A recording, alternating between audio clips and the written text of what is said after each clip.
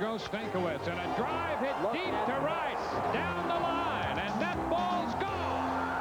Home run for Kevin Moss, and the Yankees lead 5-4. Williams going back. It's hit a ton.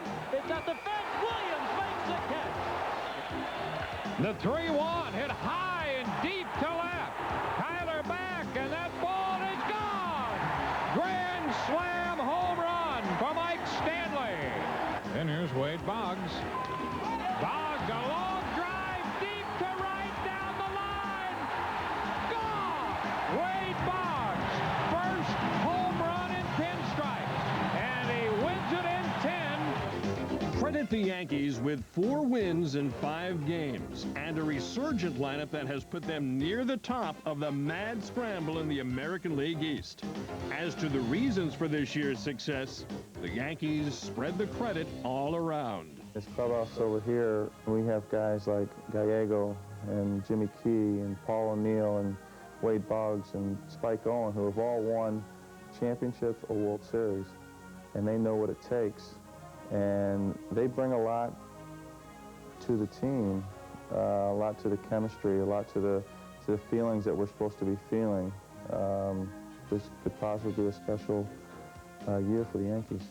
All the guys basically think we can win when we go out there every single time, and if we don't, it's a real, kind of down feeling in our locker room for a little bit, but as soon as that's over, the next day we come out to play.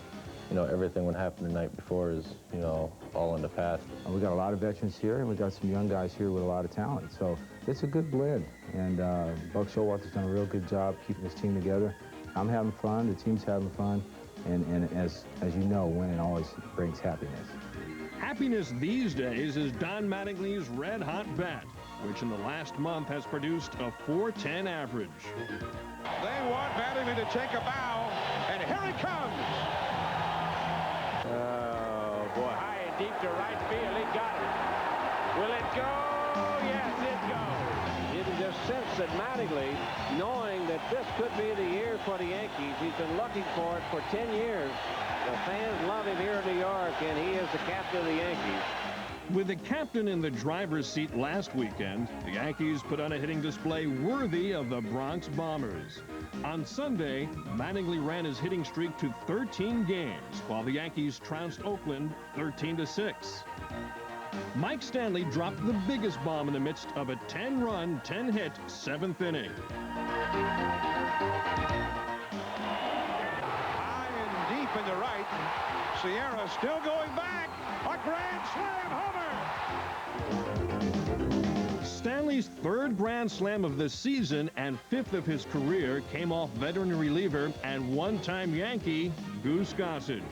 The very same Gossage who 10 years ago this week gave up a home run to George Brett that became forever famous. It was the top of the 9th at Yankee Stadium, and Brett thought he had sealed the Yankees' fate. The pitch deep to right field. Holy cow, I don't believe it. Home run for George Brett. I don't believe it. And Billy Martin now is coming out. He wants to take a look at that bat. Well, that's a little late. I don't believe it. I told you I had nightmares about this thing. But the nightmare turned out to be all Brett's. At the urging of Billy Martin, the umpires checked the bat and found too much pine tar and nullified Brett's home run. I have no regrets for what happened. It was fun seeing the pictures of me and the umpires going at it, and Joe Brinkman got the chokehold on me and me pointing my finger at Nick Bremigan's face. It was a good time. I really enjoyed it. I have no regrets for any of the instances that happened on the field. Hey, I didn't do anything illegally. I didn't think. I was just out having my bats I use now are worse than the ones that I was using that day. No one says a word. Every once in a while, an umpire will say, "George, clean your bat up. I don't want to go through that." And I will. I'll just get get some rubbing alcohol on a rag, clean them off, get the pine tar level down, and within a week, the bat's going to be as ugly as it was, and a new umpiring crew is going to be there, and they probably don't care.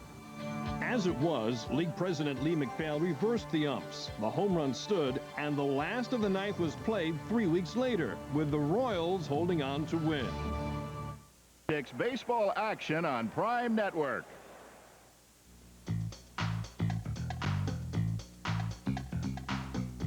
The Baltimore Orioles have come on like gangbusters, going 31-12 to climb into first place.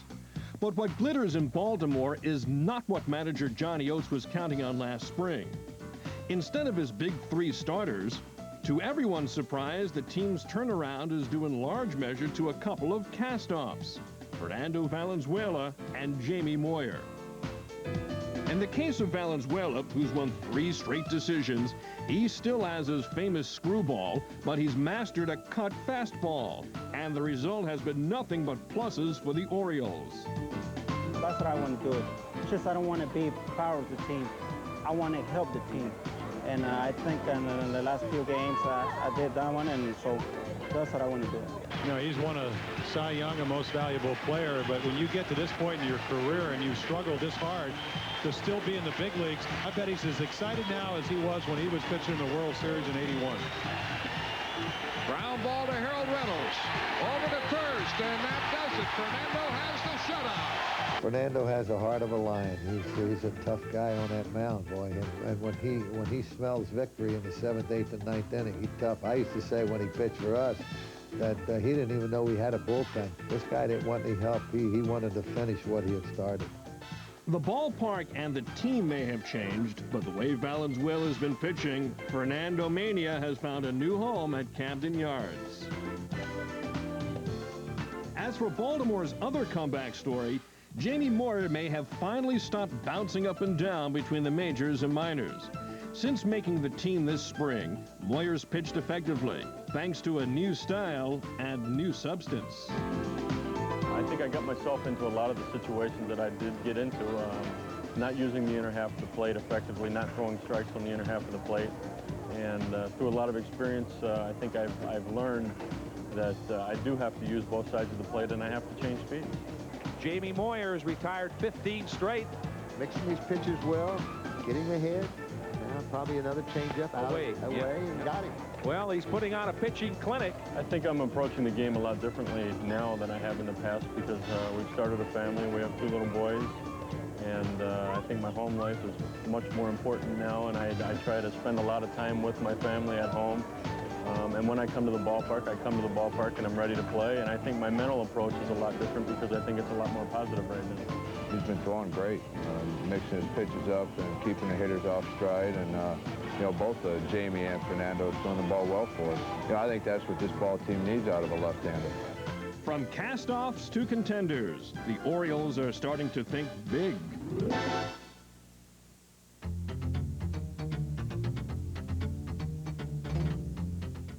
The Cardinals are making fast tracks in the National League East, going 23-12 to climb within striking distance of the first-place Phillies.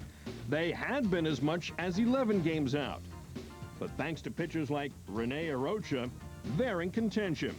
As for Arocha's contributions, 7 wins and a lot of know-how for a rookie. Rene has just been a joy. He's someone that learned how to pitch long before he came to the Cardinal organization. He learned and he was taught very well in Cuba and by the people that he worked with there. He's definitely what you call a pitcher's type pitcher. Goes out there, keeps the ball down real well, but the thing that I'm impressed with is the command, and he's just a joy to have around. Nothing brings Arocha more joy than the Cardinals' defense. Grounder back to the mound. Arocha throws low. What a play by Ozzie Smith. Diving stop, Alicea. Chopper, Alicea, Ozzie Smith, and on to first. The Cardinals turn 2. On the hitting scene, Mark Whiten has been turning heads.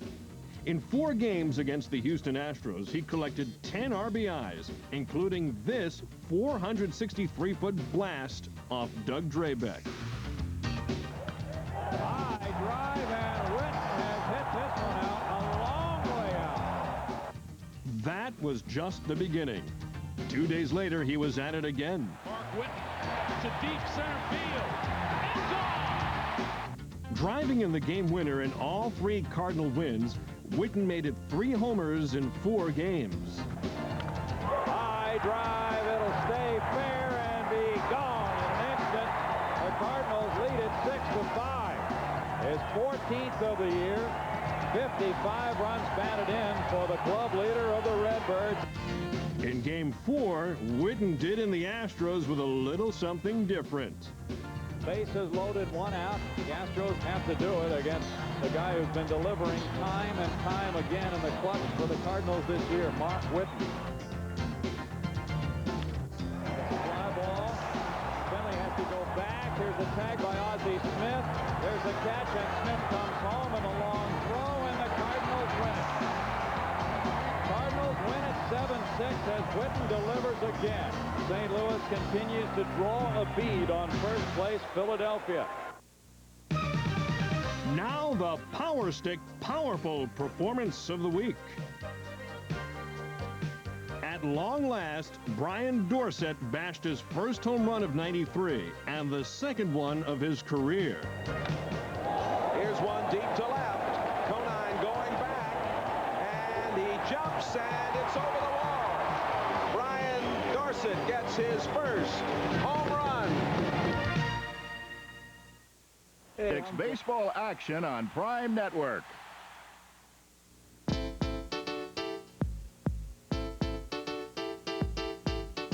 When Michael Jordan came to Baltimore's Camden Yards for the All-Star Celebrity Home Run Contest, he was the center of everyone's attention, ball players included. Of course, Michael did a little hero worshiping too, finding a soulmate in baseball's newest Hall of Famer. Clutch man here. I like clutch people. Step in there when the pressure's on and, knock the ball out of the park or something when you need it. Or strike out.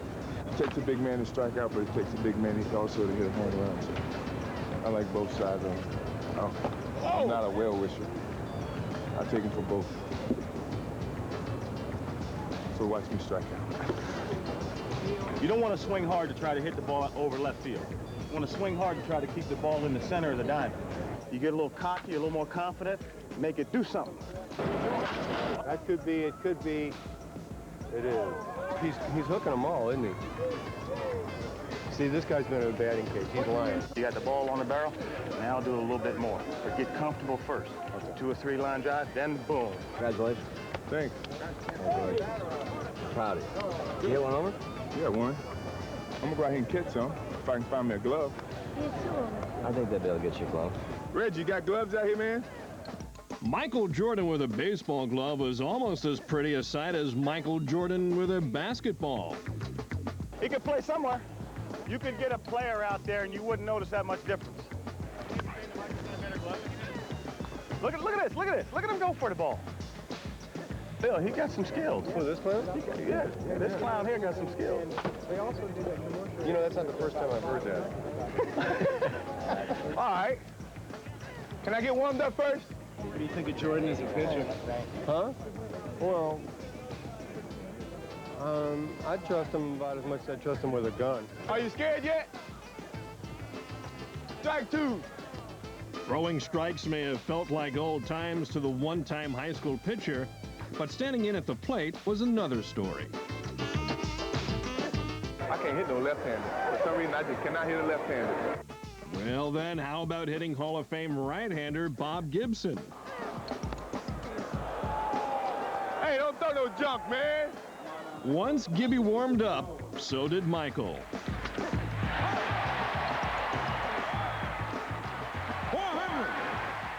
No big surprise that Jordan out-hit everyone else to wind up the game's top scorer. Of course, this was all in fun, and so was Jordan's ragging on another champion, Kirby Puckett. Hey, 3 championships, though, boy. 3 championships. 3. Hey, I got 2. Hey. I got a whole handful of balls.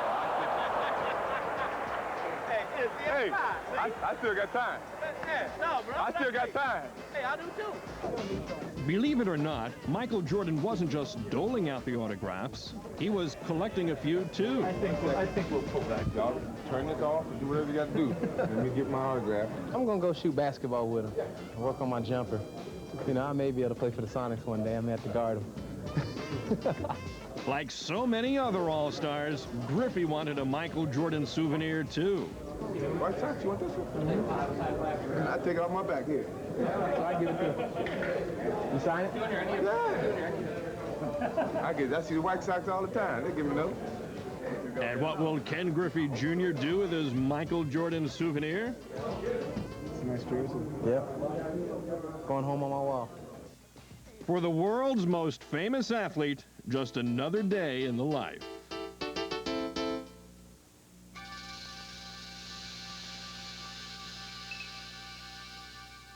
Who could forget the recent heat wave that swept the country? It was bad enough having to live in it. Just imagine trying to play baseball in it. Well, it is still hot on the field. Just about 100 degrees on the button. Now 101. So when it's that hot, how do you cool off? God, that feels good. Yeah. Oh, man. Needed that. How long will he sit there with that coat and hat on? Will he last the whole game dressed like that? He'll lose 10 pounds if he does. There's Tom Browning. Where is he? Across the street? His teammates are waving to Tom Browning. Why can't we broadcast someday? Hot weather has Brian McRae going convertible today. Convertible caps are one method to beat the heat. But in Cincinnati, the Reds and Pirates went with something altogether different. They resorted to an old remedy well known in baseball circles. One of the original Cabbage Patch Kids. Putting cabbage in his cap to keep his head cool today. It works. Visit the Hair Club for Men and look at what you too can come away with. Cabbage leaf hairpiece. Looks like a Klingon. When you're sweltering and in Chicago, just call Super Soaker Jose Rijo. Cubs not invited. Front row fans only. And Rijo's at it again. He's cooling them off. He had it going the other day at Riverfront Stadium when on the turf it was 140+ degrees. She said enough's enough. And he got her again. Well, you can't beat fun at the old ballpark. But it's not going to be too comfortable for her sitting around in the seats. He's broken out the umbrella here today. Rijo has to find somebody else. But when you've got a captive audience, why quit? He's reloading that thing, pumping up the pressure. She's still ducking underneath there. Rijo getting a big chuckle out of it all. Rijo, one of the most likable players in the major leagues today. He's waiting for her to drop the umbrella, and he's going to get her again.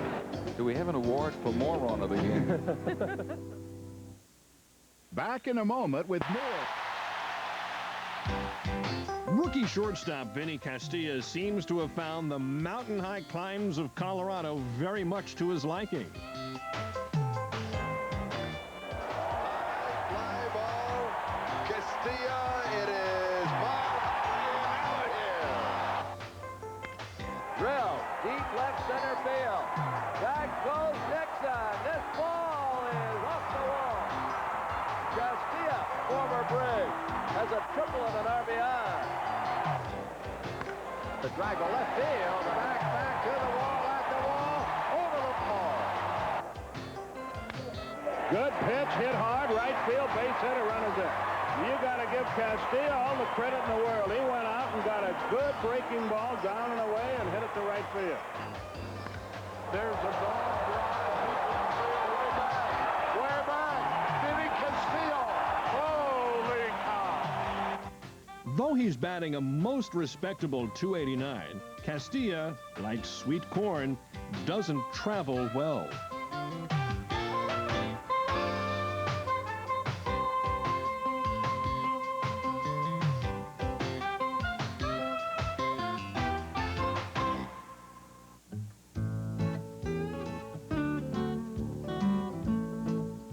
Tim Salmon of the California Angels has hit 22 homers since coming up last August. But he might have hit more if it weren't for Cleveland center fielder Kenny Lofton. Going back to last season, Lofton has been a thorn in Salmon's side. Hits this from well toward left center field. Lofton on the move to the warning track to the wall, leaps up and makes a great catch. Kenny Lofton takes a home run away from Tim Salmon.